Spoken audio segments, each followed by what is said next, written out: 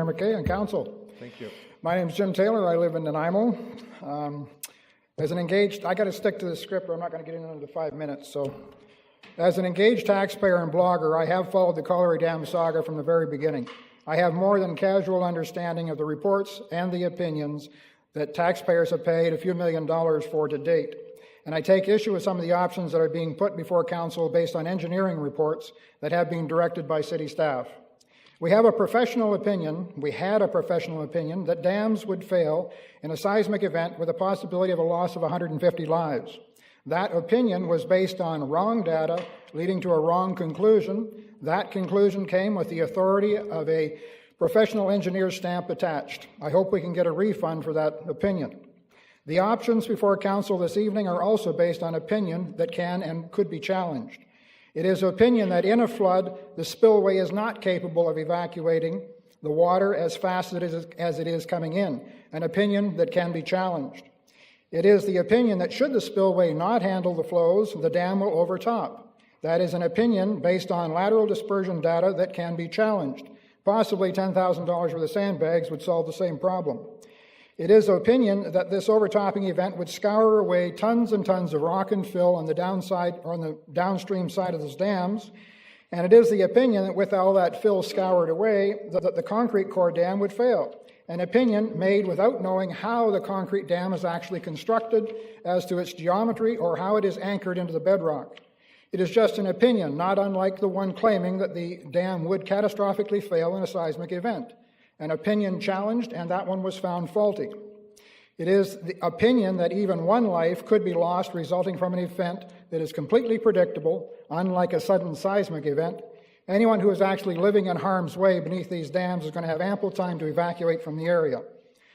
None of these opinions warrant the spending of millions and millions of taxpayer dollars.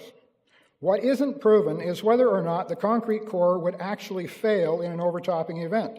It's just an engineer's opinion that that would be the outcome, just like the engineer's opinion of a failure in a seismic event. These opinions are also what the dam safety section is basing their opinion on, leaving them to give us the opinion that Nanaimo taxpayers need to spend millions and millions of dollars to mitigate an outcome that is based on what arguably could be a faulty process. I would say that in my opinion, which is based on more than casual knowledge of this whole matter, in fact, my Colliery Dam file on my computer has got 1.5 gigabytes of information on it already.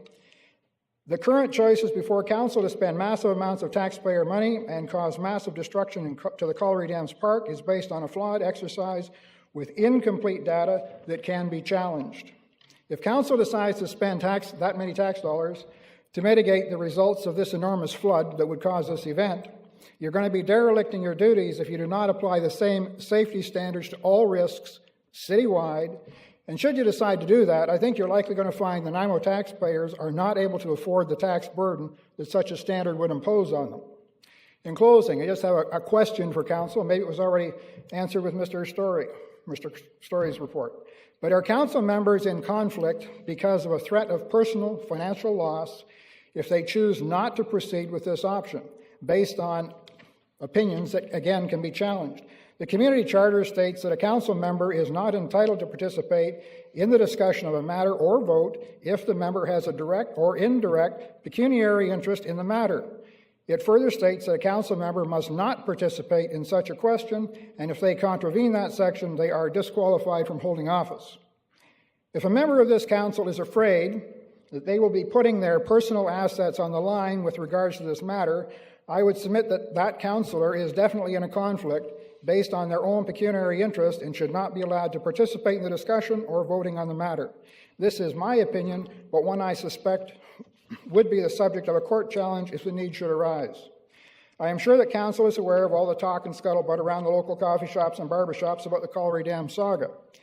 Those of us who never bought into the whole seismic fatality catastrophic event thing are still puzzled as to why the city seems to be so hell-bent on spending tax dollars on what seems to be minimal risk at best.